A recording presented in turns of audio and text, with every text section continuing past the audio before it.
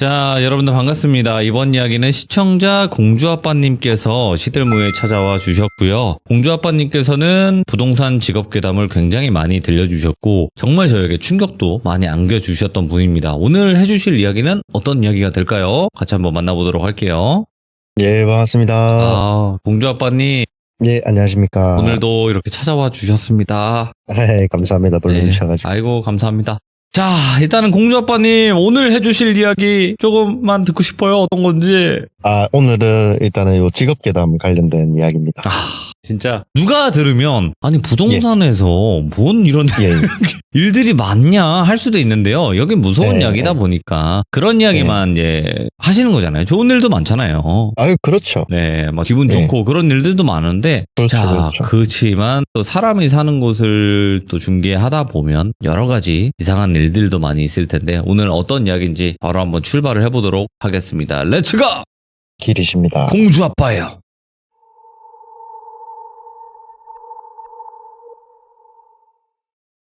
오래된 이야기는 아니고 2년 정도 되었는데 당시에 제가 사무실에서 일을 하고 있는데 어떤 아주머니 한 분이 이제 사무실에 방문을 하시더라고요.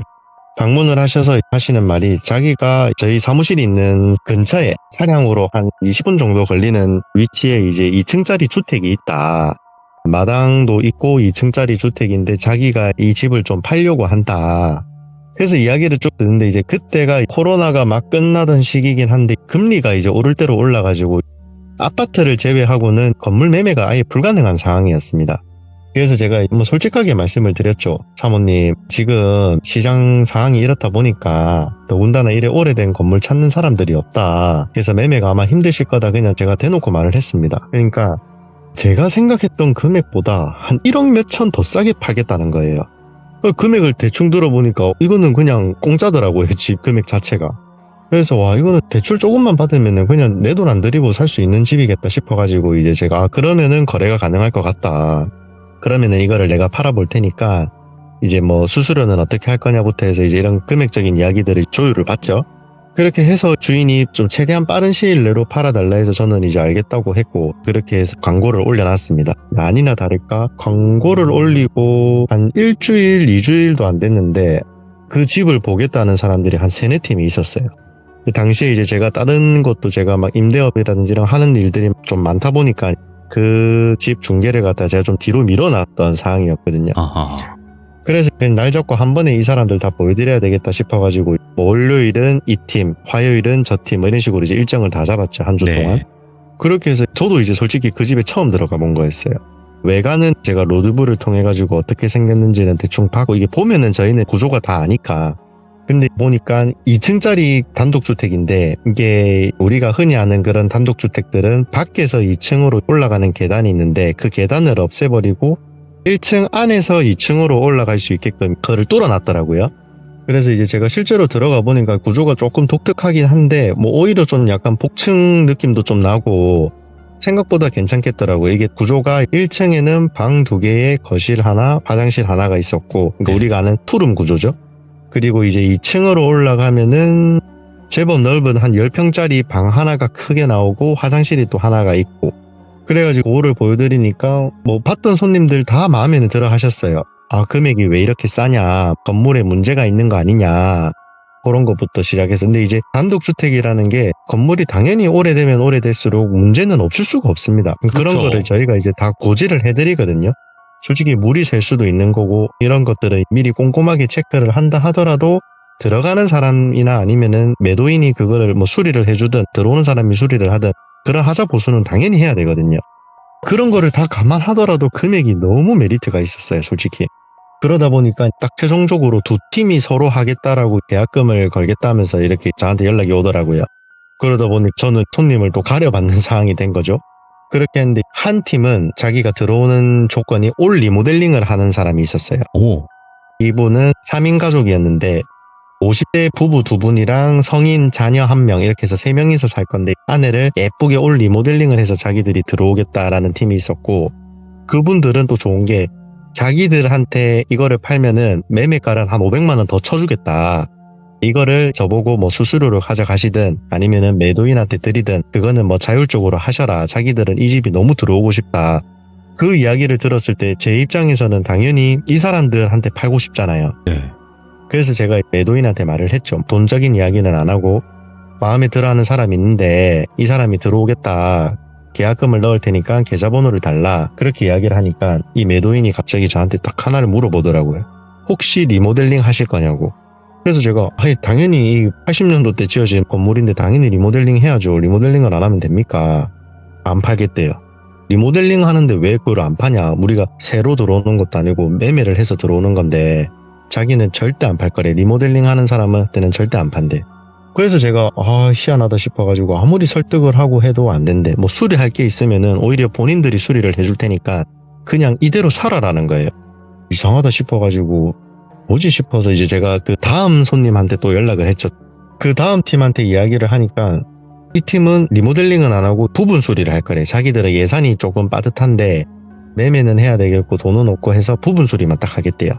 그래서 이 사람이다 싶어가지고 또 집주인한테 말하니까 그러면은 부분 수리 누수부터 해가지고 자기들이 싹 점검을 해드릴 거고 그리고 그 1층에 들어가면은 거실 옆에 방이 2개가 있는데 그 방을 원하는 벽지 색깔로 도배를 또 해드리겠대요.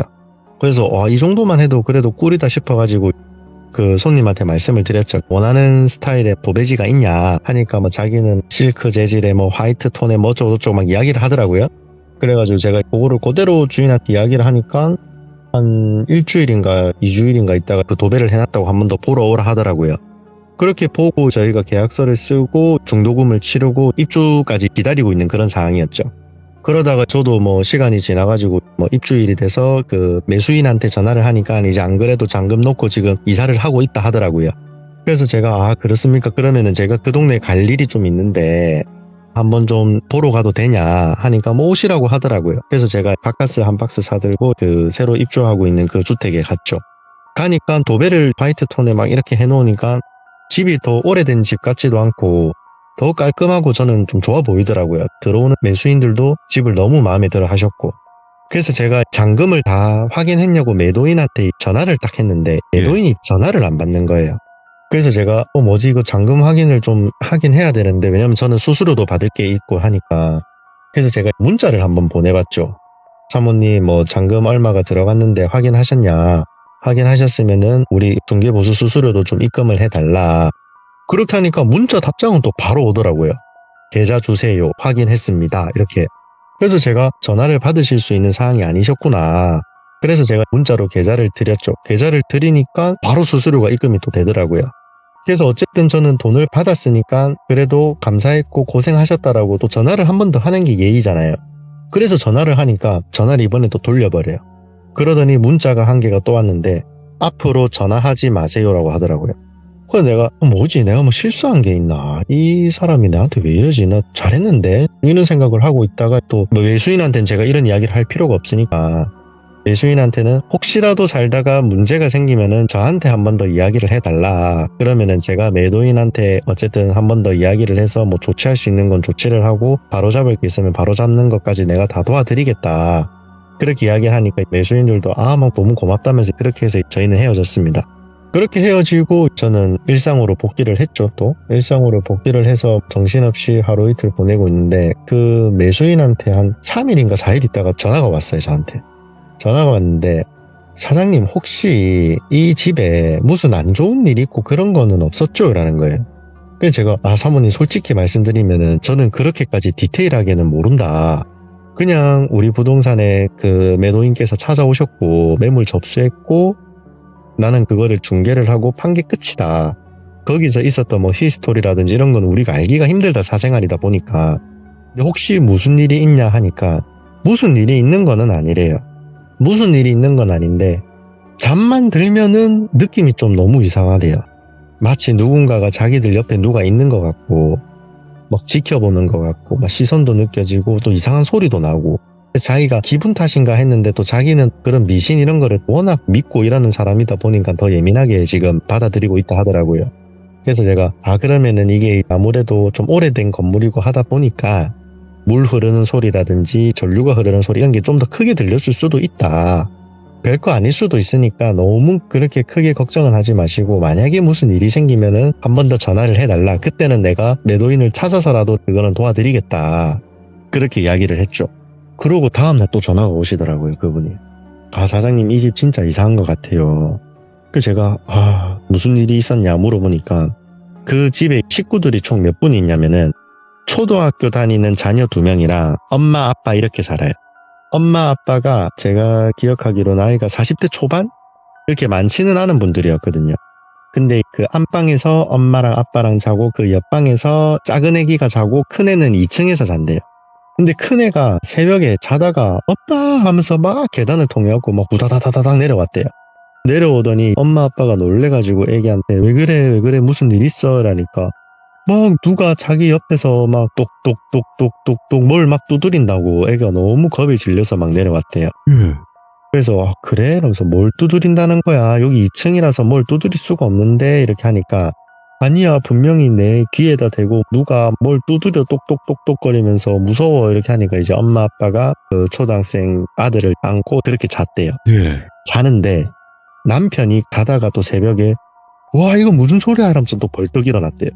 그 아내분이 당신은 또 왜 그러냐 그러니까 목탁 두드리는 소리 안 나나 물어보더래요. 그 와이프가 목탁? 목탁 무슨 목탁? 이 야밤 새벽에 무슨 목탁을 두드린단 말이냐 그러니까 아니 밖에서 두드리는 게 아니라 이 방 안에서 목탁을 두드린다니까 막 이러는 거래. 이게 한 사람이 치는 목탁이 아니라 수십 명이 지금 내 귀 옆에서 지금 치는 소리를 내 들었다고 이렇게 막 이야기를 하는 거예요. 그러니까 아들이 또 겁에 질려가지고 큰애가 아빠 막 똑똑똑똑 아빠 소리 들었지 막 이러면서 집이 난리가 난 거예요. 그래서 이제 아빠가 그 볼펜 같은 거를 들고 그 침대 프레임을 막 두드리면서 아들한테 물어봤대. 혹시 너가 들었던 소리가 통통통통통 이런 소리야? 물어보니까 맞아 아빠 이런 소리야. 이게 이제 목탁 소리랑 좀 흡사하잖아요. 그러니까 아들이 들었던 소리랑 아빠가 들었던 소리랑 동일한 거예요.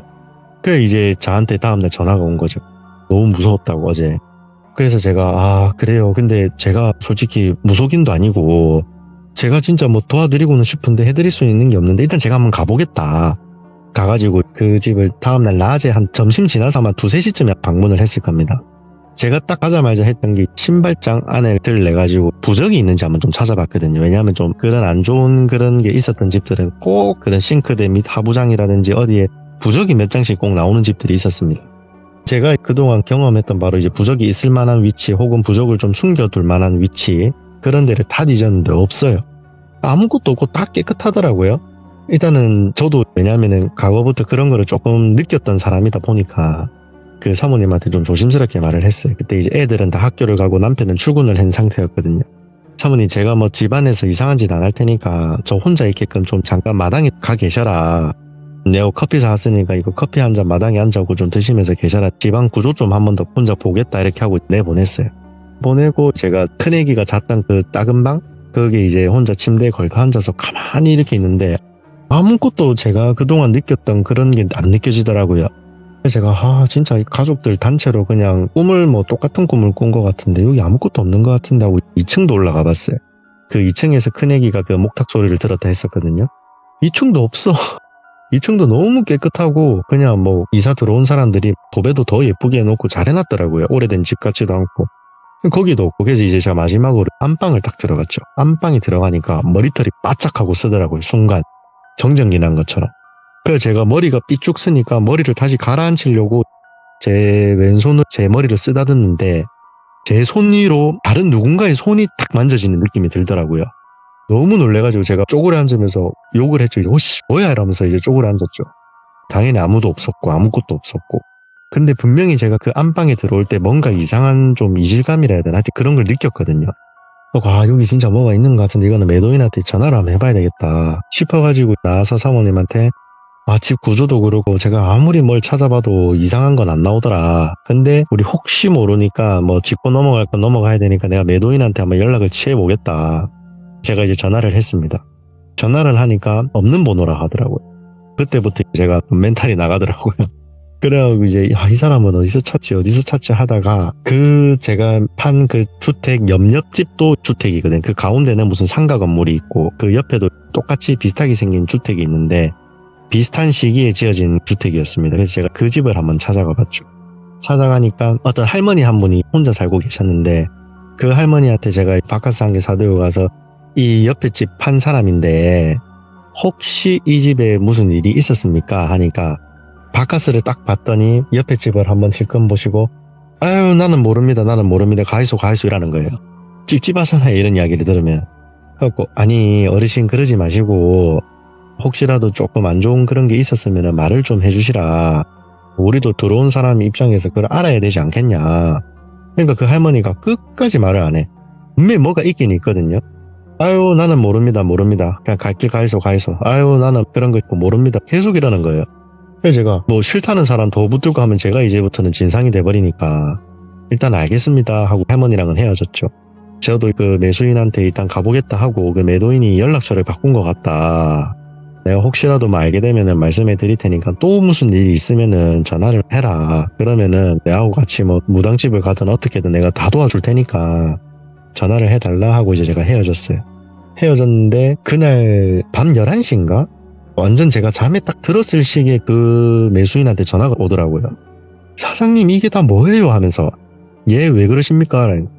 이 지금 사진 보낼 테니까 빨리 와보세요 라는 사진을 딱 찍어 보냈는데 와 그 안방의 벽 있지 않습니까? 그 주인이 화이트 톤으로 도배를 새로 해줬다는 그 벽 일부분이 애기가 장난치다가 벽을 찢어 먹었는데 부적이 있는 거예요 그 안에. 그래서 제가 이거 건들지 마시라고 이런 거 함부로 건드리면 안 되니까 일단 냅두고 내일 가겠다고 제가 갔어요. 딱 가니까 많이 찢어진 건 아니었거든요. 정말 조금 일부분만 찢어졌는데 그 일부분 안으로 시멘트 앞에 이제 그 부적이 몇 장이 이렇게 딱 보이더라고요. 그래서 제가 이거를 보고 일단은 그 매수인한테 이거 뜯자. 찝찝해갖고 어떻게 사냐. 일단은 도배지부터 들내보고 부적이 있는 거를 확인을 하고 그거를 사진을 찍어서 이 매도인을 찾아가지고 뭐 어떻게 하든 아니면은 이런 무속 행위를 하시는 분들한테 우리가 자문을 받고 뒤처리를 하자. 근데 우선은 부적이 어디 있는지 봐야 되니까 도배지는 뜯어야 될 것 같다 제가 말씀을 드렸습니다. 그러니까 이제 그 남편분께서 당연히 뜯어야 된다고 뜯자 하시더라고요. 그래서 이제 저희가 양옆에 커터칼로 모서리 부분을 쭉쭉쭉쭉 그어가면서 이제 부적이 훼손이 되면 안 되니까 예. 결국에 그 남편분하고 저하고 동시에 도배지로 쫙 하고 뜯었어요. 뜯었는데 농담이 아니라 제가 거짓말하는 게 아니라 부적이 수백 장 정도가 한 면을 가득 채우고 있더라고요. 와, 이거 보는데 너무 기이하고 이게 소름이 탁 돋더라고요. 이 부적을 보는 순간. 뭐 한두 장이 있는 거면은 저희가 뭐 그럴 수도 있겠다는데 똑같이 생긴 부적이 한 면을 갖다가 다 감싸고 있더라고요. 그거를 보니까 그 남편분은 눈이 돌았죠. 열이 받아가지고 저한테 막 소리를 지르고 당신은 뭐 이딴 집을 갖다가 뭐 중개를 했냐면서 우리가 쌀 때부터 이상했다면서 막 이런 이야기들을 하시더라고요. 그래서 제가 말씀을 드렸죠. 사장님 제가 진짜로 이런 것들을 알고 팔았으면은 제가 지금 며칠째 이 집에 와가지고 일도 안 하고 도와드리려고 오는데 제가 이렇게까지 했겠습니까? 나도 몰랐다. 어떻게 보면 나도 피해자라고 할 수도 있지 않겠냐. 그러니까 내가 지금 이렇게까지 왔지. 나 이 집에 대해서 아무것도 몰랐다. 그냥 판 게 다였다. 근데 이제 그 남편분께서 그 커터칼로 나머지 그 도배가 되어 있는 면 총 3면이 더 있었거든요. 그 3면을 다 뜯었는데 거기는 또 아무것도 없었어요. 그러니까 침대 딱 바로 옆에 있는 그 면만 그 부적이 수백 장 수천 장이 딱 도배가 돼 있더라고요. 근데 이 부적을 보니까 달라요. 이게 같은 부적이긴 한데 한 패턴이 제가 기억하기로 한 3, 4개 되더라고요. 그러니까 이 3, 4개를 똑같은 부적을 도배를 해놓은 거죠. 그래서 제가 그 당시에 그 부적을 다 찍고 이거를 어떻게 한다 하다가 일단은 그 매수인들은 자기들이 이 부적에 대해서 알아볼 테니까 저한테도 뭐 어떻게 됐든 알아보라고 막 시키더라고요. 그래서 네. 제가 일단 나도 알아보겠다. 그래가지고 제가 이 동네에 조금 유명한 그런 무속인 분들 몇 분 아는 분들이 있었거든요. 그분들을 제가 찾아갔죠. 찾아가서 그 부적을 보여드리니까 모르겠대요. 왜 이런 짓을 해놨는지도 모르겠고 사진을 봤을 때 자기네들이 뭔가 느껴지는 게 없대게 가봐야 될 것 같다고 하더라고요. 예. 그래서 제가 근데 애들도 있고 한데 굳이 오실 필요는 없을 것 같고 일단 사진상 이 부적상으로는 별게 없어 보입니까? 하니까 별게 없어 보인다고 하더라고요. 제가 총 3분의 무속인을 찾아갔는데 그 3분 다 그렇게 이야기를 하시더라고요. 그분들이 그래도 나름 제가 있는 그 동네에서는 좀 알아주는 분들이었거든요. 그래서 제가 일단 알았다 하고 그 매수인한테 전화를 했죠. 그 남편분한테 전화를 하니까 남편도 일 쉬고 무당들 막 만나러 다녔는데 다들 이 부적을 보더니 뭐 모르겠다 이런 걸 왜 해놨는지 모르겠다 하더랍니다. 그래서 저희가 이걸 어떻게 한다 하는데 그 집에서 한 도보로 5분에서 10분 정도만 걸어가면은 조그마한 절이 하나가 있었거든요. 우리 마지막으로 저 절에 한번 가보자 이렇게 이야기가 된 겁니다. 그래서 그 주택을 산 그 아내분하고 저하고 둘이서 절에 갔거든요. 다음날 절에 가니까 이게 좀 약간 절은 절인데 거기서 뭐 숙식도 다 하시고 뭐 일상생활도 하시고 뭐 하여튼 그런 절이었어요. 우리가 생각하는 그런 큰 절 이런 게 아니라 조그만한 주택인데 절로 이렇게 마크가 돼 있더라고요. 아무튼 거기를 가가지고 계십니까 인사를 드리니까 스님 한 분이 나오시더라고요. 그 스님한테 자초지종 설명을 좀 드렸죠. 당황하실 수도 있으니까. 그러니까 우리가 요 옆에 있는 주택을 나는 판 중개사고 이분은 산 매수인이다. 근데 집에서 좀 이상한 일들이 있어가지고 그러는데 혹시 스님 이런 쪽으로 자문을 좀 구할 수 있을까요? 하니까 자기는 스님인데 신내림을 또 받았다 하더라고요. 그래서 자기한테 그런 거 궁금한 거 있으면 물어보라고 하시더라고요. 그래서 제가 잘됐다 싶어서 스님인데 신도 받구나 해서 가서 막 자초지종 이야기를 다 드리고 마지막으로 그 부적 사진을 제가 딱 보여드렸죠. 부적 사진을 딱 보시자마자 화들짝 놀라시더라고요. 왜 그러십니까? 이 내가 쓴 건데 라는 겁니다. 예? 스님이 쓰셨다고요? 이거 내가 5년인가 6년 전에 자기가 썼다 하더라고요. 그래서 제가 아니 스님 무슨 부적을 이렇게 많이 쓰십니까? 그러니까 자기는 이렇게 많이 안 썼답니다. 자기가 쓴 부적은 딱 손가락으로 이 3개를 딱 썼다 하더라고요. 일단 이 집이 어디냐고 자기 지금 가겠다고 해가지고 딱 보시더라고요. 보시더니 이 집이었네, 이 집 맞네 하는 거예요. 기억이 난다면서. 그러더니 저희가 안방으로 그 스님을 모시고 가니까 갑자기 스님이 안방에 들어오시자마자 막 뒷걸음질을 시더니 화장실로 가셔서 구토를 막 하시더라고요. 왜? 헛구역질을. 그러니까 막 토를 뱉은 건 아닌데 화장실 문이 열려 있어서 저도 그 구토하시는 거를 봤는데 계속 헛구역질을 막 하시더라고요. 그래서 저희가 이제 물 한 잔 드리고 괜찮냐 어떻게 된 거냐니까 이 부적 한번 만져보라 하더라고요. 만져도 됩니까? 하니까 만져도 된대.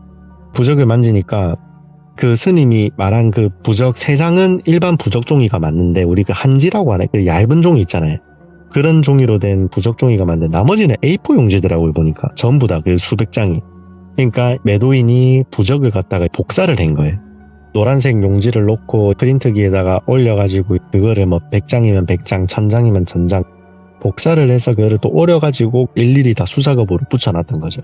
그 스님이 이거를 보시더니 왜 이런 짓을 하셨지? 이렇게까지 안 하셔도 됐는데 이런 이야기를 또 하시더라고요. 그래서 제가 지금 중요한 게 매도인이 연락이 안 된다.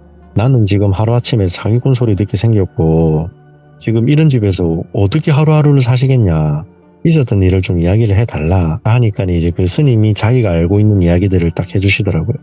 한 6년 전에 그 매도인이 자기 딸하고 둘이서 이렇게 살다가 원래는 남편하고 별거를 했었답니다. 별거를 하고 있는 중이었고 딸하고 엄마랑 이렇게 같이 사는데 딸이 되게 엘리트였다 하더라고요. 딸이 되게 공부도 잘해서 우리가 이름만 말하면은 그 학교 좋지 할 정도의 좋은 대학교도 다니고 있었고 근데 그 딸이 서울에서 대학을 다니고 있었는데 그 서울에서 이제 우리가 흔히 사이비 종교라고 하죠. 그런데 이제 발을 잘못 디뎠답니다. 그래서 애가 완전히 강신도가 돼가지고 학교도 안 가고 엄마 몰래 이제 학자금 대출이라고 하죠. 그 학자금 대출 받아가지고 그 사이비 종교에 다 헌납해버리고 그 애가 완전히 폐인이 되어 있으니까 엄마가 그 안방에다가 애를 감금을 해놨답니다.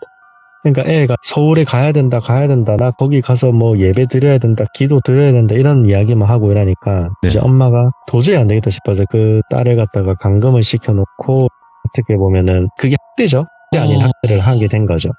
근데 그 딸도 그 종교에 너무 깊게 빠진 나머지 정신을 조금 차렸어야 됐는데 그 안방에서 극단적인 선택을 했는데 저희가 뭐 본 건 아니라서 모르는데 그 스님 말씀으로는 이제 딸이 죽고 나서 이제 좀 안 좋게 돼서 이제 그 원기라고 하죠. 그런 게 됐다 하시더라고요.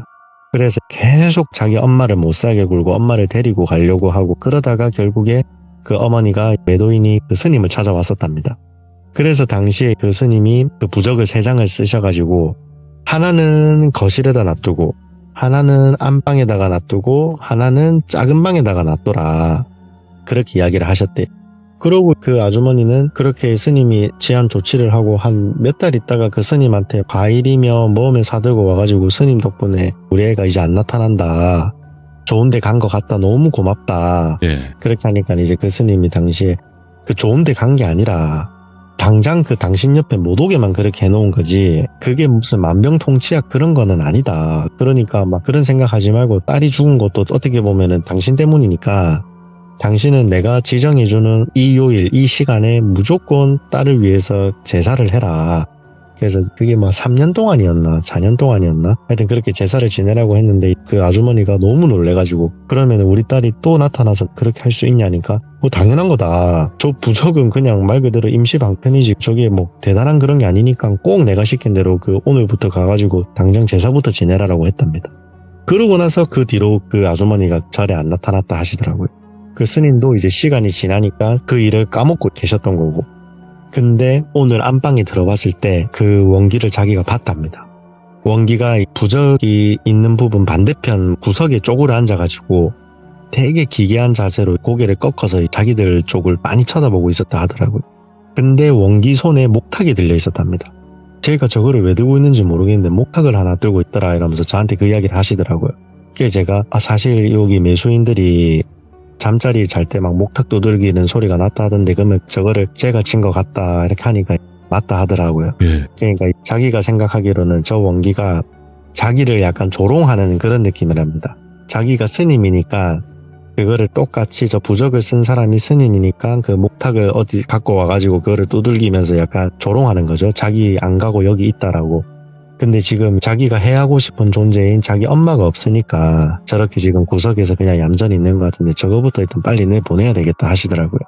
그래 이제 자초지종을 새로 그 집을 산 남편분한테도 말씀을 드리고 남편분은 또 난리가 났죠. 제가 이제 받았던 중개보수 수수료를 드리면서 이걸로 저 스님 통해가지고 우리가 뭐 구슬하든 뭐를 하든 보태자. 금액이 얼마가 나올지 모르겠는데 나도 이거는 도의적으로 하는 게 맞는 것 같다. 그렇게 하니까 그 남편분이 이렇게까지는 안 하셔도 되는데 막 이러면서 그 돈을 일단 받긴 받더라고요. 근데 또 제 입장에서는 그렇게 하는 게 저도 속 편하니까 그렇게 말씀을 드리니까 그 스님께서 일단 구슬 한번 해보겠다 하시더라고요. 그렇게 해가지고 그 스님분이랑 또 스님분 뭐 직원분인지 뭔지 모르겠는데 하여튼 또 대여섯 명의 이제 아주머니들이 오셔가지고 맥주 대낮에 거기서 구판을 벌리더라고요. 저는 스님이 굿하는 거 처음 봤거든요. 태어나서. 영역 전개? 진짜 무슨 그런 것처럼 남자 스님이셨는데 되게 근데 굿을 진짜 저희가 아는 그런 무당분들 하시는 것보다 더 잘해요. 어떻게 보면은. 막 그렇게 하시고 저희 보고는 뒤에서 싹싹 빌어서 저는 실질적으로 그 굿판에 참여를 해본 게 처음이었거든요. 그렇게 하면서 굿을 갖다가 몇 시간 동안 했죠. 점심때 시작해서 끝나니까 저녁이었으니까. 그 스님분도 땀 뻘뻘 흘리시면서 뭐 하시더니 이제 뭐 마지막에 하시는 말씀이 일단은 보냈답니다. 보냈고 어디로 갔는지는 모르겠는데 아마 직엄마 찾으러 간 것 같다. 우리가 할 수 있는 거는 일단 다 했고 이 부적은 진짜 자기 믿고 이제 다 떼라더라고요. 그래가지고 저희가 부적을 다 떼고 그 새로 집을 산 분들은 그 스님 말씀만 믿고 이제 그 도배업자 불러서 도배도 다 새로 했고요. 그 스님한테 마지막으로 혹시라도 이 집에 뭐 부적이나 이런 게 있는 뭐 그런 기운이 있냐 하니까 자기가 봤을 때는 없다 하더라고요. 더 이상은. 저희는 이제 다 끝났구나 싶어가지고 다 헤어졌죠. 그렇게 헤어지고 한 달인가 두 달인가 있었나? 제가 이제 중간중간에 걱정이 돼서 그 매수인 아내분한테 연락을 좀 자주 했었습니다. 별일 없으시죠? 잘 지내시고 계시죠? 이러면서 뭐 커피, 기프티콘 이런 것도 보내면서 그렇게 하니까 그분들도 덕분에 잘 해결돼서 좋다. 잘 지내고 있다. 이제는 그런 꿈도 안 꾸고 뭐 목탁 소리 이런 것도 안 나고 우리 다 잘 지내고 있다. 수수료까지 반납해 주시고 감사했다면서 막 이렇게 이야기를 하시더라고요. 그래서 저는 다 끝났다 싶었죠. 그러고 이제 한 달 지났을 때 모르는 번호로 전화가 딱 오더라고요. 그래서 제가 예 뭐 돌비부동산의 돌비소장입니다 하면서 전화를 딱 받으니까 부적대쇼라는 거예요. 딱 목소리가 되게 화난 목소리로 아줌마가 부적대쇼 딱 한마디를 하시길래 제가 딱 듣자마자 매도인이구나 싶었죠. 제가 받자마자 그냥 바로 욕을 했거든요.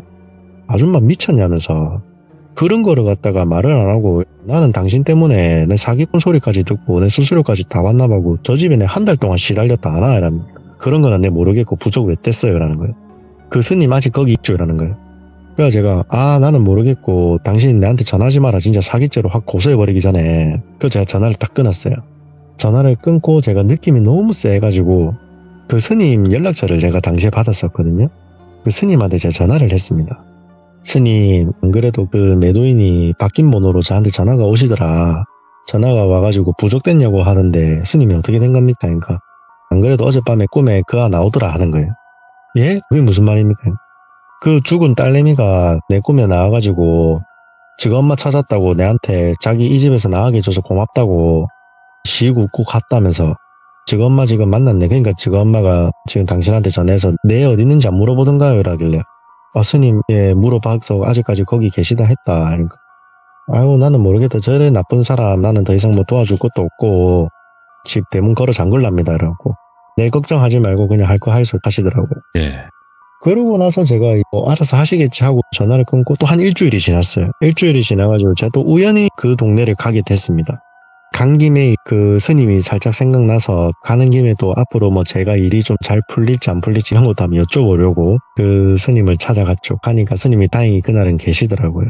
그 스님한테 그가 뭐 별일 없으셨습니까? 하니까 아이고 말도 말하면서 일주일 내내 그 아줌마 찾아와가지고 문 앞에서 자기 좀 보게 해달라고 자기 좀 살려달라고 난리도 아니었다면서 그래서 자기가 일주일 내내 문도 안 열어주고 하니까 결국에 이제 자기 풀에 지쳐갖고 갔다고 그래 말씀을 하시더라고. 그래서 제가 그 스님한테 한번 여쭤봤죠. 그럼 이제 저분은 앞으로 어떻게 되는 거냐 하니까 뭐 어떻게 해줄 수 있는 방법이 없답니다. 뭐 자기들이 실력 있는 무속인들이나 신을 모시는 사람들이 가서 도와는 줄 수는 있는데 자기는 저 사람하고는 더 이상 엮이고 싶지도 않고 딸이 막 꿈에 나와가지고 자기한테 그동안 있었던 일도 다 말을 해줬다 하더라고요. 자기가 뭐 심각한 것도 아닌데 자기 엄마가 자기를 어떻게 했고 때리고 뭐 이런 걸 다 이야기를 했다 하더라고요. 그런 거를 듣고 나니까 그냥 아유 다 지 팔자다 싶어가지고 자기는 이제 안 도와줄 거고 아마 뭐 오래 못 살 것 같다고 그래 이야기를 하시더라고요. 그러고 나서 그 뒤로부터는 그 매도인도 연락도 안 왔고 저도 굳이 연락할 필요도 없었기 때문에 그 스님도 그 이후로는 그 아주머니가 찾아오고 그러진 않았다 하더라고요. 오늘의 이야기는 여기까지입니다. 이야, 이것도 레전드다, 진짜. 아니, 정말 이 부동산 특히 하시면서 공주 아빠님께서 여러 가지 일들을 많이 이야기를 해주셨긴 했지만, 야, 이런 경우도 다 있고, 뭐, 스님이 굿까지 그렇게 대낮에. 근데 유독 와, 저한테만 네. 네. 이런 일이 많은 겁니다. 쟤랑 같이 그러니까. 일하는 사람들은 이런 일 겪은 사람들이 없어요. 그냥 뭐 맞아요, 해봤자 뭐 헛것 보고 이런 사람들은 종종 있었고 뭐 아니면은 강도 사안이라든가 네. 이런 게 일어났던 집을 중개를 해본 경험이라든가 뭐 그런 거는 있었지만 저처럼 이렇게 버라이어티한 사람들은 아마 없을 겁니다. 전국에 몇 안 될 거예요. 사실, 현실 공포는 누구나 겪을 수 있는 게 이제 부동산업이라고 저는 생각을 하거든요. 예. 네, 근데 이제 부동산업 말고 귀신을 자꾸 목격하는 그런 매물들이 있었잖아요. 네, 있었죠. 네. 그러니까 그런 집들 같은 경우는 일반 중개인분들도 한두 번쯤은 겪을 수 있다라는 거죠. 아, 그쵸, 그쵸. 예, 알면서 이제 묵인하는 경우도 많잖아요. 이야기 속에 나오는. 그쵸. 나중에 물어보니 솔직하게 얘기를 해준다거나 이제 이런 경우도 있어요. 근데 네. 그분들의 입장도 있긴 한 거예요. 사실. 그렇지, 그렇지. 예, 중개인의 입장에서 그런 걸 서로서로 이렇게 막 얘기하기가 좀 그럴 수도 있는 거니까. 아이고, 오늘 아, 예. 공주 아빠님 너무너무 이야기 잘 들려주셨습니다. 진짜 감사합니다. 감사합니다. 네, 고맙습니다. 항상 건강하세요. 네, 고맙습니다. 네.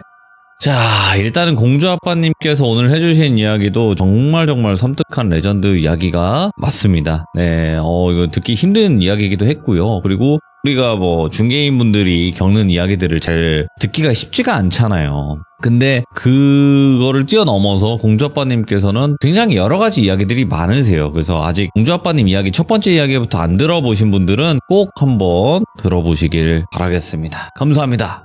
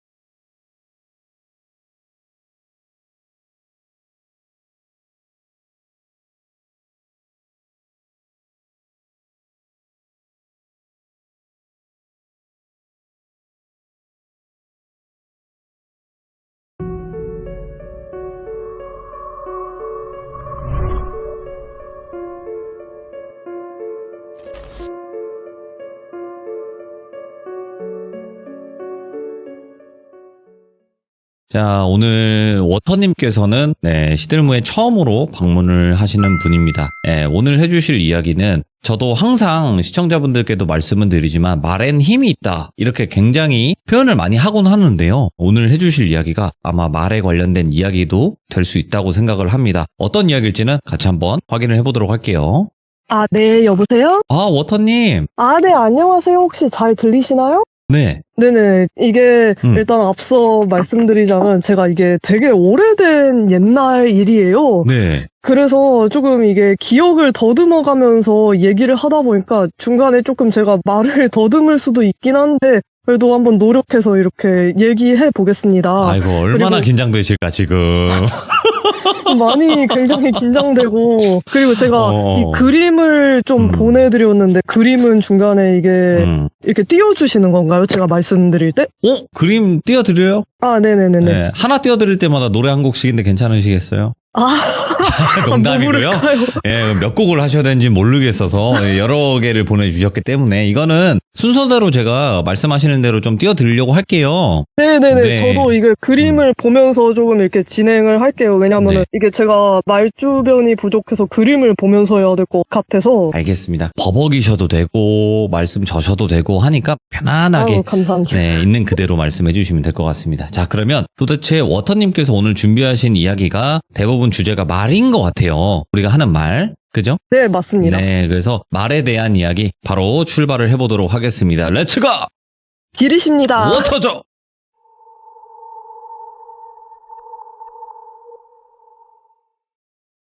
일단은 이야기를 하자면 되게 어렸을 때로 돌아가요. 되게 어렸을 때 진짜 초등학교 전부터 저는 뭔가 말을 함부로 하면 안 되겠다 이런 경험들을 되게 많이 하는데요. 본 이야기 들어가기 전에 이게 얼력이 있다는 거를 제가 느낀 시점이 있었거든요. 언력. 중학생 네네네. 그게 중학생 들어가기 전부터 말에 관련된 사건들이 많은데 일단 짧게 옴니버스식으로 이렇게 말씀을 드리고 본 이야기 시작하겠습니다. 네. 일단은 예를 들어서 제가 되게 어렸을 때 공부방 같은 데를 다녔거든요.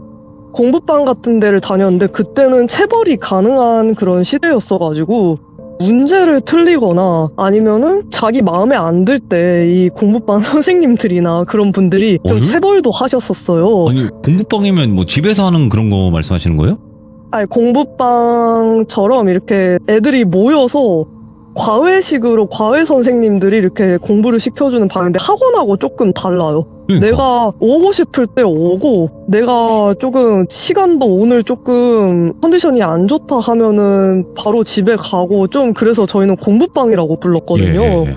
그때 체벌도 가능했던 시절이고 했는데 제가 뭐 문제를 하나 틀렸었거든요. 그때 문제를 하나 틀렸는데 그 나무젓가락 같은 걸로 거기가 좌식으로 앉아있던 공부방이었어요. 좌식으로 앉아있던 공부방인데 나무젓가락으로 제 발바닥을 이렇게 찔렀던 선생님이 있었어요. 근데 날카롭진 않아가지고 그냥 아파 이 정도의 그런 수준이었거든요, 사실. 예. 저는 사실 어린 시절에도 너무 기분이 나쁘잖아요, 그거는.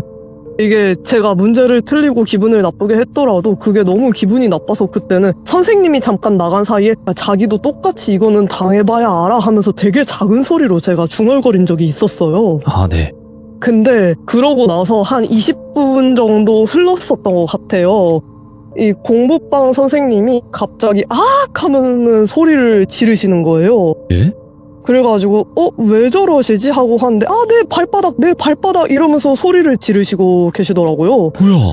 근데 제가 아까 발바닥을 찔렸다고 했잖아요. 나무젓가락으로. 근데 그게 지금도 아직도 생생히 기억이 나는 게 오른쪽 발바닥을 찔린 거거든요. 예? 근데 그때 미처 치우지 못한 압정 같은 게 좀 바닥에 있었나 봐요. 저랑 똑같은 부위를 20분 뒤에 똑같은 부위를 이렇게 밟으셔서 거기에 상처가 나셨어요. 다치신 거죠, 그러니까. 아이고 내 발이야 하면서 바로 치료받으시러 가더라고요. 그게 아직도 진짜 기억이 나요. 강렬했고 그래서 이것까지는 사실 뭐지? 약간 좀 이런 정도였고 사실 끼워 맞추기 할 수도 있잖아요. 그때까지는 그냥 뭐 우연이지만 기가 막히다 이렇게 생각을 했던 것 같아요. 근데 점점 갈수록 이게 우연이 아닌 것 같은 일들이 되게 많이 일어나요. 이거 다음에도 좀 짧게 몇 개 소개를 해드리자면 네. 이거는 좀 크고 나서의 일이에요. 어떤 네. 영화를 봤는데 그 영화에서 어떤 어린아이를 길에다가 버리고 가서 되게 안 좋은 사단이 나는 그런 영화였던 걸로 기억해요. 스토리 자체가. 근데 나는 보면서 너무 어떻게 저럴 수가 있지? 이러면서 중얼거리면서 이렇게 집에 가고 있었는데 어떤 아이가 엉엉엉 우는 거를 제가 본 거예요. 딱 그렇게 말하고 그렇게 생각하면서 집에 가고 있는데 그러니까 자기 길 잃었다고 땡땡 병원에 할머니가 쓰러지셨는데 땡땡 병원에 가야 한다. 나 근데 여기가 길이 어딘지 모르겠다. 울면서 있더라고요, 어린아이가. 그래가지고 이거는 제가 아까까지도 나는 그런 상황이 있으면 절대로 이렇게 길에다가 아이를 버려두고 가지 않을 거야 이렇게 생각도 하고 있었고 말도 하고 있었는데 그런 상황이 제 눈앞에서 딱 일어난 거잖아요. 그렇죠. 그래가지고 일단은 택시를 타고 같이 땡땡 병원으로 이동을 했었어요.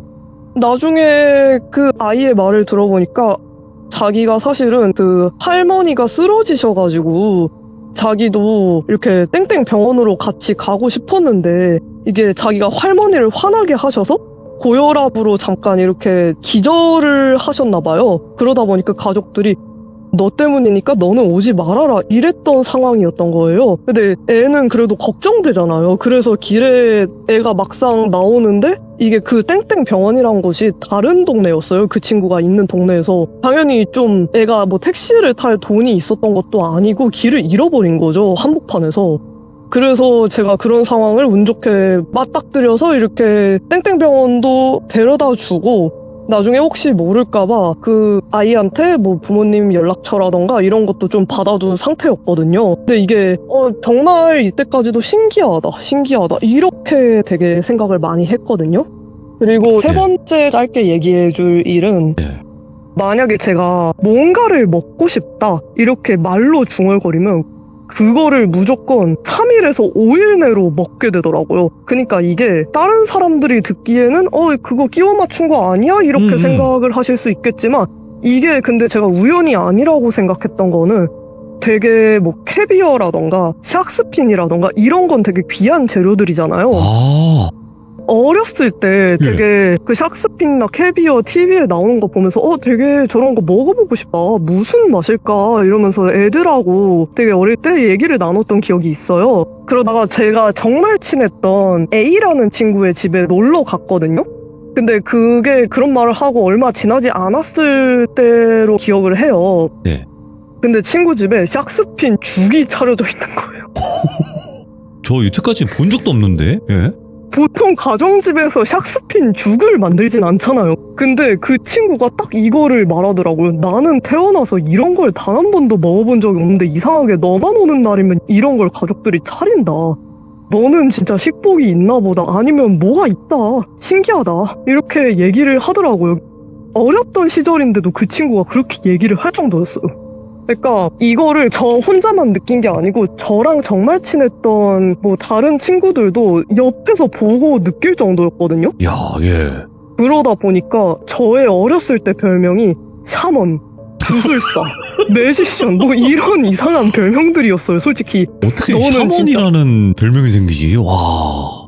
그러니까 이게 저는 자각 없이 한 말들이 진짜 이게 길게도 아니에요. 한 10일 내로 그게 현실화돼서 일어나는 일들이 너무 많았어요, 사실.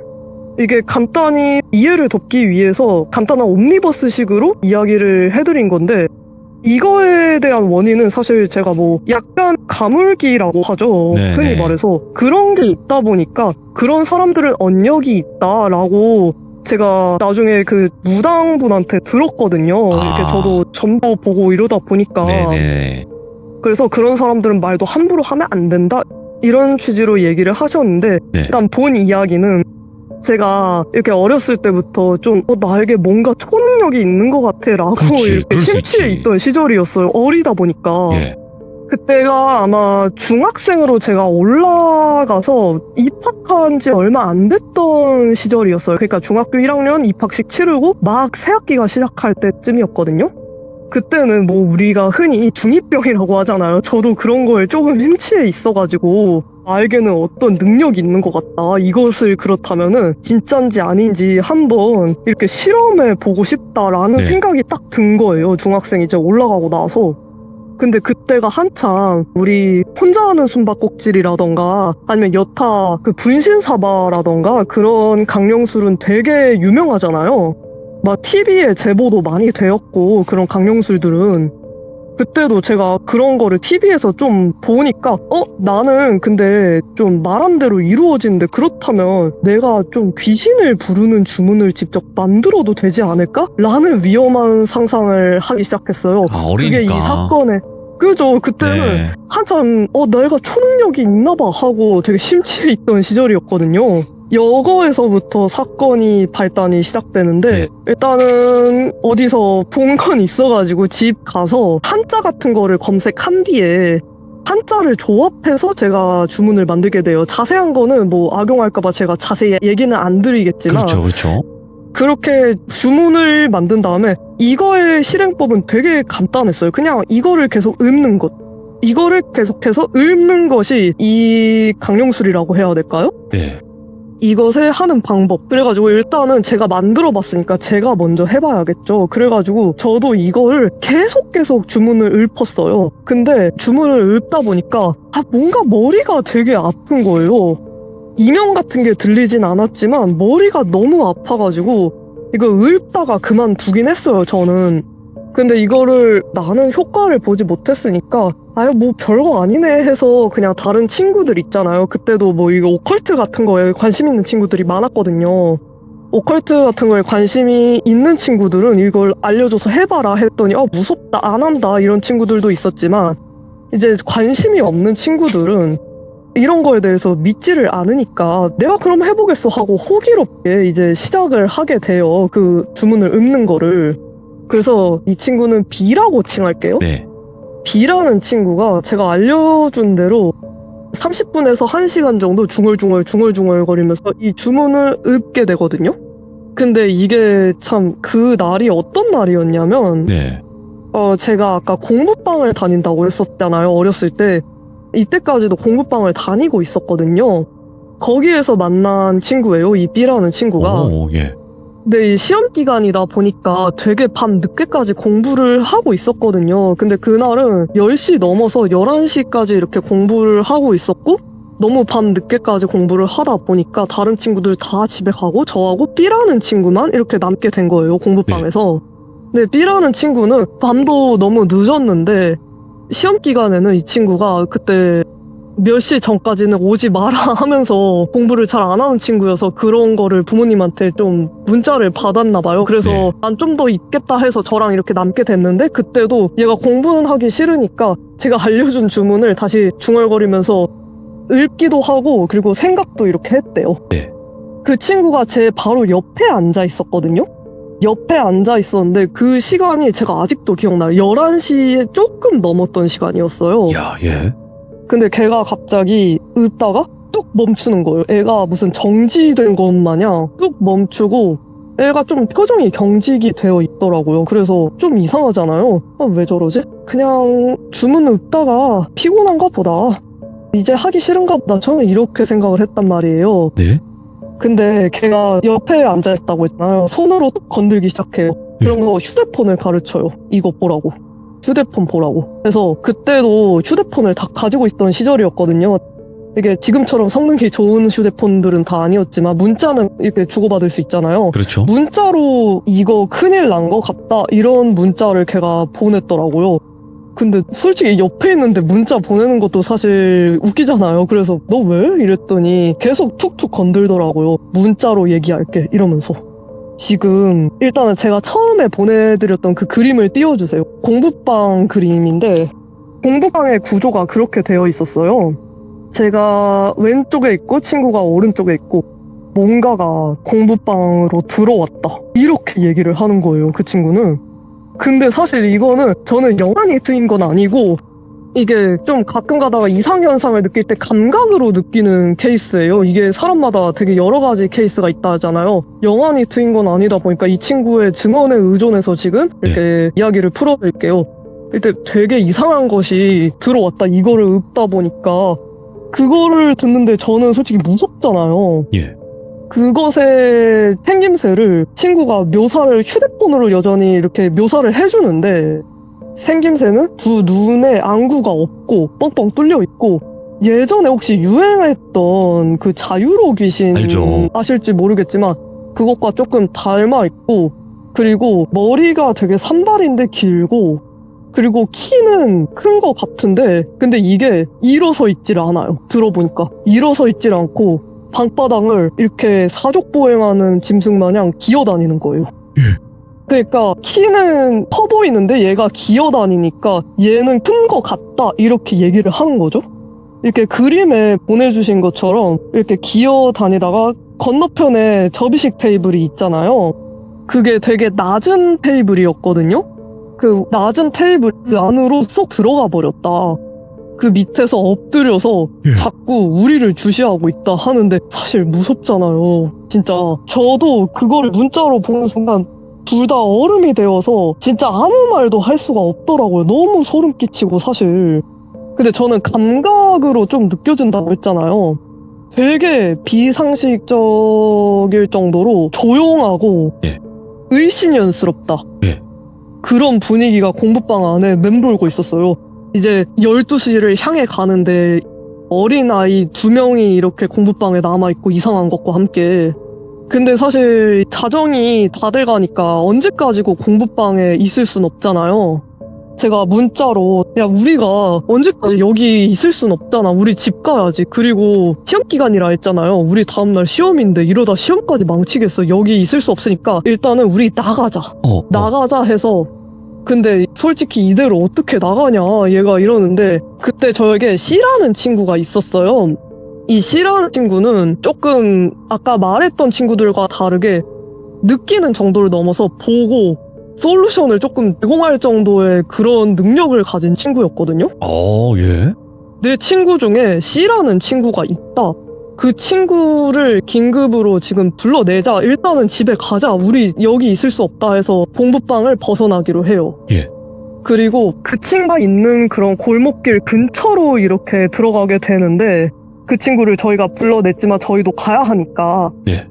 그 골목길에 들어서고 나서 조금 그 친구가 나올 때까지 기다리고 있었어요. 그 골목길이 되게 좁고 낡고 가로등이 켜져 있긴 하지만 거의 가로등이 없는 골목이었거든요. 일단은 기다리면서 그 골목길에 그런 상태로 친구가 맨 앞에 있고 제가 뒤에 있고 뒤로 뒤따라온 상태였어요. 골목길에. 예. 가면서도 걔가 자꾸 문자로 야 따라온다 따라온다 이래가지고 골목길까지 그것이 따라오는 상태였거든요. 예. 근데 정말 무서운 거는 이게 따라올 때도 이족보행을 하면서 따라온 게 아니에요. 아, 사족보행으로? 사족보행으로 엎드려서 기어서 따라왔는데 그게 예. 어떻게 기어서 따라왔냐면 이게 자동차들 있잖아요. 어두운 거 틈 사이로 이렇게 자동차에서 자동차 사이로 납작 엎드려서 기어와서 이렇게 제 뒤에 서게 된 거예요. 그것도 그냥 막 빠르게 기어가는 게 아니고 질질 끌듯이 기어갔다고 하더라고요. 일단은 그렇게 따라왔는데 이 친구가 이렇게 기다리고 있는데 저랑 친구는 마주보고 있는 상태였어요. 눈을 이렇게 마주보고 있는 상태였는데 친구가 너 거기에서 한 발자국도 움직이지 말라고 제발 이렇게 갑자기 작게 읊조리기 시작해요 저한테. 내가 왜? 왜? 이러더니 아까까지만 해도 자동차 밑에 납작 엎드려서 우리 지켜보던 놈이 지금은 바로 이족보행으로 네 뒤에 서 있는데 그게 되게 키가 큰 것 같은데 등이 너무 굽어 있어가지고 지금 너 머리에 아슬아슬하게 가려져서 안 보이긴 하지만 네 뒤에 바짝 붙어있다. 너 거기에서 한 발자국도 움직이지 말라고. 너한테는 안 보이지만 나는 지금 보인다고. 그런 얘기를 하는데 솔직히 그런 얘기를 하는데 어린 나이였고 어떻게 좀 놀라지 않을 수가 있어요. 예. 저는 으악 소리를 지르고 친구 뒤로 바로 줄행랑을 쳐버렸어요. 저도 모르게. 제가 줄행랑을 침과 동시에 그 친구가 아악 하는 소리를 이렇게 지르는 거예요. 저는 이 친구 뒤로 줄행랑을 쳤지만 걱정되잖아요. 예. 다시 와서 그 친구한테 너 괜찮아? 하고 물어봤는데 애가 눈을 질끈 감고 있어요. 그리고 되게 찡그린 표정으로 서 있더라고요. 근데 그러면서 저한테 이렇게 되게 작게 얘기하는 게 내가 움직이지 말라고 했잖아 이러면서 거의 울먹이면서 애가 얘기하더라고요. 참고로 이 아이는 남자애예요. 남자애인데 거의 울기 일보 직전 울먹이면서 저한테 얘기하는 거예요. 내가 왜? 이러면서 속삭였더니 예. 이 친구가 아까 걔가 너 뒤에 서 있었다고 했잖아. 이렇게 얘기를 하는데 근데 너가 내 뒤로 주랭랑을 치자마자 이 친구는 땅 밑을 보고 있었거든요? 그것이 내 눈을 보려고 갑자기 확 하고 앉아버렸다. 와. 그래서 확 하고 앉아서 자기 눈을 이렇게 뚫어져라 쳐다봤다. 눈 마주치려고 일어서 있던 게 확 앉아버린 거예요. 제가 주랭랑 친 그 순간을. 예. 그래가지고 자기는 그 순간에 자기도 모르게 왁 하고 소리를 낸 다음에 눈을 질끈 감아버린 거예요. 그래가지고 내가 진짜 움직이지 말라고 했잖아. 계속 멈망하듯이 얘기를 하더라고요. 그리고 걔는 아직도 눈을 뜨지 않고 그 상태로 15분 정도가 더 지났는데 그 골목으로 드디어 C가 등장을 해요. C가 딱 이렇게 보더니 아 너네가 대충 말한 게 저거야? 하면서 차 밑을 가리키더라고요. 센데? 그러면서 B라는 친구한테 이제 괜찮아 제 차 밑에 들어가 있다고 해서 그 친구가 겨우겨우 감았던 눈을 뜹니다. 네.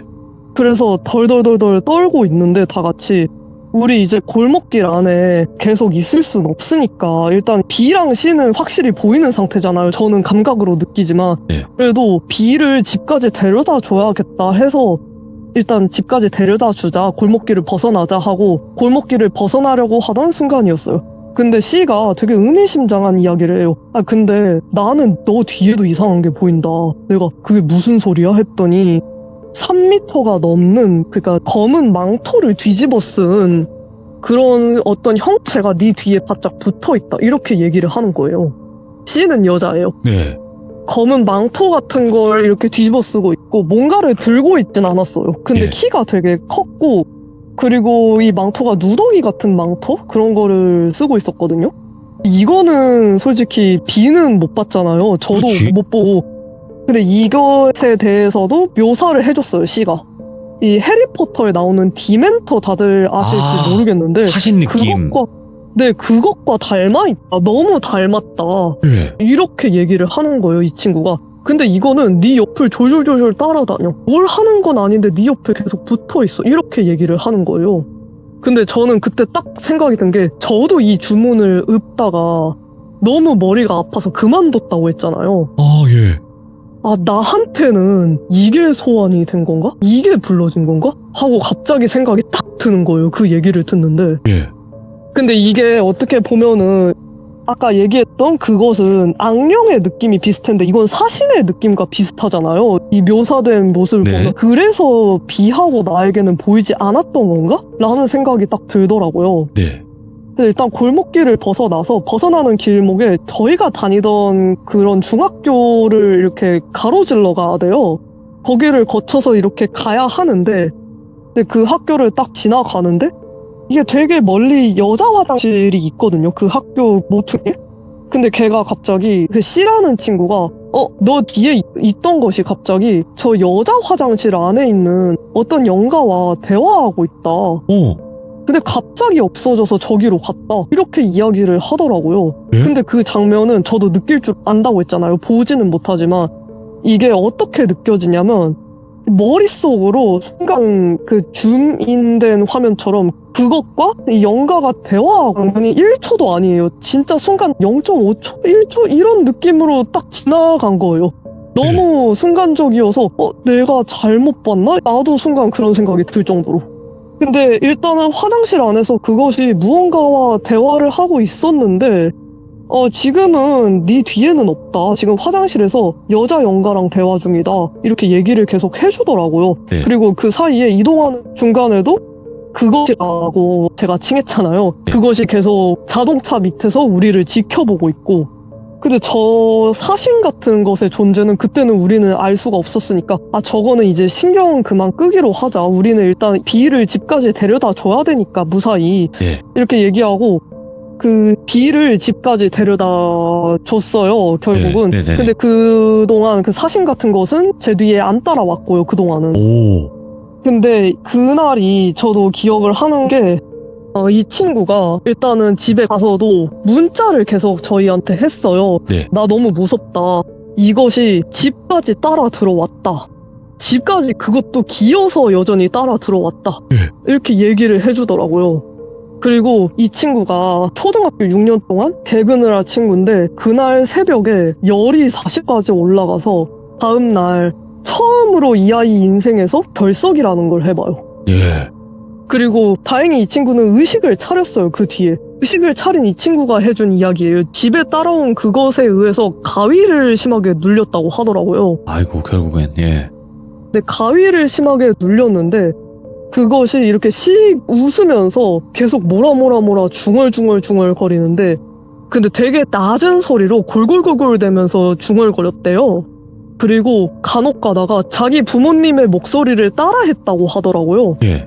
그래서 이 친구는 계속 가위에 눌린 상태였어요. 그리고 새벽에 응급실에 실려가게 돼요. 열이 네. 40도까지 이렇게 올라가지고 그래서 한 2일에서 3일 정도 입원을 했다고 들었거든요. 열이 올라간 것 때문에. 근데 그것이 자기가 열병을 한번 앓고 나니까 사실 이게 조금 허무하실 수 있는데 사라지긴 했대요. 아, 어쨌든 네. 해를 가하고 사라지긴 했다 이렇게 얘기를 해주더라고요. 네. 싱겁긴 하지만 이것에 대한 이야기는 여기까지고 이제부터는 저의 이야기인데 네. 아까 사신에 대한 것도 제가 이야기를 했잖아요.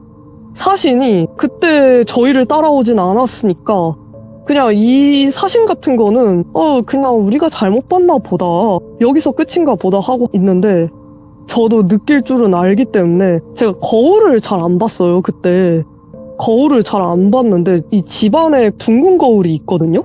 둥근 거울이 있는데 어느 날 밤에 낮에 거울을 잘 보지도 않고 이게 밤 그때 12시가 넘은 시간이었어요. 그리고 이 사건으로부터 며칠 안 지난 상태였거든요. 일주일도 안 지난 상태에서 제가 오랜만에 거울을 이렇게 딱 보게 돼요. 밤에 거울을 보는데 뒤에 여전히 서 있는 거예요. 그러니까 따라온 거죠, 저를.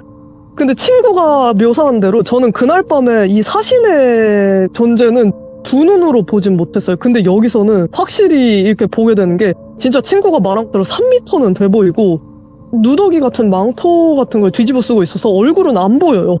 얼굴은 안 보이고 손에 뭔가를 들고 있진 않아요. 사실 저승사자나 그런 존재들이면은 명부를 들고 있어야 되잖아요. 네.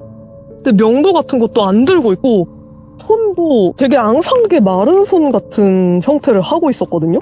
그래서 나 이제 못했다 하면서 이렇게 속으로 생각을 하고 있는데 근데 저에게 아무것도 하지 않더라고요. 이 존재가 아무것도 하지 않고 되게 그냥 가만히 응시하다가 계속 지켜봐요. 근데 그 뒤로도 한 달 정도를 저를 따라다녔어요. 그 존재가. 예.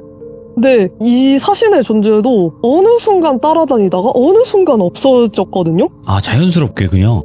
네, 이 약간 악귀도 그렇고 예. 이 사신의 존재, 저는 사신이라고 얘기하지만 이 존재도 어느 순간 갑자기 없어졌는데 저는 사실 이게 갑작스럽게 다들 일어난 얘기라서 후일담이 궁금하잖아요. 이것의 네. 전말이 너무 궁금하니까 그렇죠.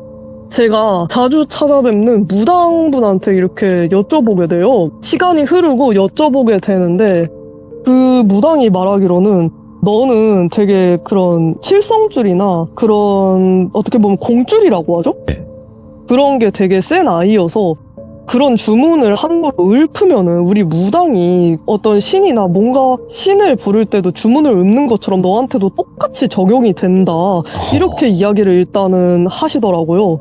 너가 도구만 안 썼을 뿐이지 너는 우리와 똑같은 그런 줄력이 있기 때문에 너가 그런 걸 하면은 악귀도 이렇게 나타나지만 그렇게 저승사자 같은 존재도 이렇게 갑자기 나타날 수가 있다. 왜냐면은 너가 세기 때문에 이렇게 얘기를 하시더라고요. 근데 이게 사실 저는 이것의 존재가 되게 궁금하잖아요. 아까 네. 그 기어다니던 사족보행 하던 존재는 사실 악령이라고 예측은 할 수 있는데 이 사신의 존재는 뭔지 정확히 모르니까 네. 이 무당분이 얘기하시기로는 너는 사실 공줄이나 어떤 칠성줄도 있지만 사실 돛줄도 조금 있다. 이 돛줄이랑 공줄이랑 좀 다르대요. 그러다 보니까 이게 저승사자들도 사실 조상들이 나중에 이 모습을 바꿔서 자손이 죽으면 데려가는 거다. 하지만 너는 돛줄이 세다 보니까 그 약간 도교나 그것들이 좀 동아시아지만 한국에서 온 건 아니잖아요. 도교라던가 뭐 이런 종교들이 그런 형태로 너 앞에 나타난 게 아닐까. 그러면서 너가 함부로 이런 주문을 읊으면 안 되는 아이인데 너가 이렇게 주문을 읊어서 그분들이 오신 거는 맞고, 그리고 너가 돛줄이 세다 보니까 우리나라가 흔히 알고 있는 저승사자 뭐 가 쓰고 명부 들고 있는 그런 형태가 아니고 사신의 형태로 나타난 것이다. 그리고 너가 삿된 것을 불러내니 너를 지켜주기 위해서 너를 계속 따라다녔던 것이다. 이렇게 얘기를 하더라고요. 예. 제가 그때는 무슨 만화에 나오는 사신을 내가 불러냈나? 이런 생각을 했던 건데 사실은 그게 조상님이 모습을 바꿔서 조금 제 옆을 따라다니는 거였죠. 그렇게 하면 함부로 못할까봐. 그죠. 그래서 저는 아무 일도 일어나지 않았다고 했잖아요. 열병도 앓지 않았고 뭔가 그것이 저를 응시하긴 했지만 무언가를 당한 것도 아니었고 네. 그래서 나중에 이걸 생각해보니까 아기가 딱딱 맞아 떨어지더라고요. 모습을 바꿔서 내 옆을 지켜주시던 거구나. 네. 이렇게 납득이 가기도 했고, 그리고 조상님에 대해서도 조금 여쭤봤는데 그렇다면 왜 학교에서 여자애한테 조금 말을 걸고 있었냐. 그 부분도. 이것도 좀 궁금하더라고요. 근데 조금 허무하실 수 있겠지만 이것에 대해서는 그 무당분도 좀 시간이 지난 후에 제가 찾아갔기 때문에 제대로 보여주진 않네 이러면서 이야기를 잘 안 해주시더라고요. 그건 잘 모르실 수도 있나 보다. 네, 그것까지는 잘 안 보였다고 하더라고요. 네. 하지만 분명한 건 그때 너가 주문으로 읊어서 불러낸 건 저승사자? 뭐 다른 말로 하면 사신이라는 말로도 불려지지만 조상님이 형태를 바꿔서 내려온 거고 너를 지켜내기 위해서 이렇게 수호령처럼 따라다녔던 것이다. 이렇게 얘기를 하더라고요. 근데 그 사신이라는 존재가 그러니까 보이는 사람에 따라서 이게 무섭게 느껴질 수 있잖아요. 그렇죠. 그런 존재를 봤던 사람들이 이렇게 사신이라는 형태 그런 존재를 봤던 사람들이 많다 보니까 일본이나 어떻게 보면 중국이나 도교가 발달된 그런 나라에서 이런 목격담이라던가 그런 일러스트 그림, 사파 이런 것들이 내려온 게 아닐까 생각이 들어요. 제가 본 거는 사실 흔히 생각하는 갓쓴 저승사자가 아니고 그런 유령 고스트 느낌의 사신이었다는 점. 이번 이야기 핵심은. 아니 그러면 어쨌든 오늘 이야기 중에서 포인트가 네. 되는 건 언력이라고 하는 건데, 네네네. 그러니까 말에 힘이 실리는 사람들인 거잖아요, 결국에. 그죠. 근데 어떻게 저는 그 친구분 B와 그리고 C 그런 분들이 또 같이 함께 했는지도 궁금하긴 하네요. 이 B와 C는 사실 둘이 친하진 않아요. B랑 C는 친하진 않은데 제가 개인적으로 B랑 C랑 이렇게 친한 아이들이에요. B는 공부방에서 만난 친구고 네. C는 저랑 같은 학교를 다니고 있었기 때문에 저랑 친한 아이였어요. 네. 근데 C는 워낙 어릴 때부터 그 친구도 보고 듣고 직접 했던 아이였기 때문에 신기하다 이러면서 좀 친해졌던 아이였고 B 같은 경우에는 공부방에서 정말 어렸을 때부터 친한 아이. 하지만 여기에서 포인트는 C라는 아이는 이 아이한테도 제가 주문을 알려줬었어요. 근데 이 아이는 그런 거는 함부로 하는 게 아니다 이러면서 하지 않았거든요. 알고 있네. 네. 근데 이 B는 그런 걸 안 믿는 친구였어요.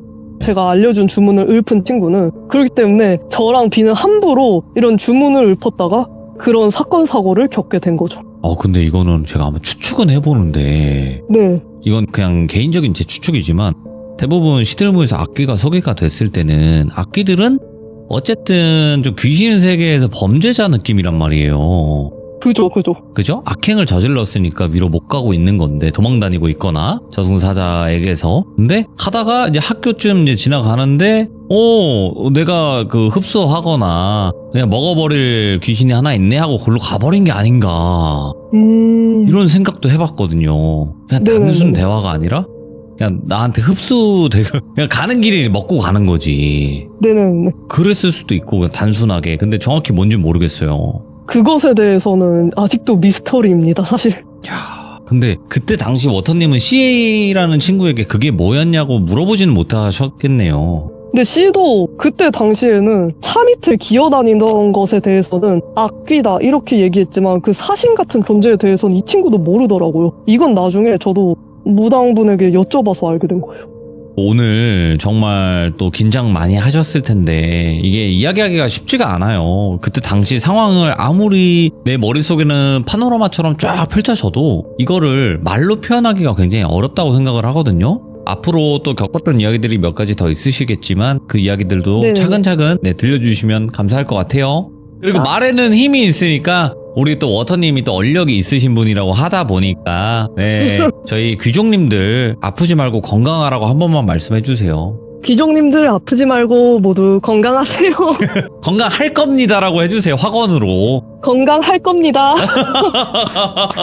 감사합니다. 네, 너무너무 고마워요. 감사합니다. 네. 확실히 그 말에는 힘이 있다라고 저도 항상 말씀을 드렸고요. 그게 그냥 뭐 단순히 그냥 기분 좋자고 하는 얘기도 있는데 진짜 힘이 있는 분들이 있거든요. 그래서 무당분들도 그렇고 말을 함부로 못하는 분들도 있잖아요. 이야기 듣다 보면 그런 게 분명히 있을 것 같아요. 그래서 저도 워터님에게 마지막에 또 신뢰가 안 되게 우리 듣고 계신 귀족님들 항상 건강하시라고 이렇게 또 다시 한번 전달을 해드리고 싶고요. 저도 건강관리 잘해서 앞으로 또 열심히 채널 운영하도록 여러분들도 많은 응원 부탁드리도록 하겠습니다. 오늘 또 시청해주신 모든 분들 감사드립니다. 고맙습니다.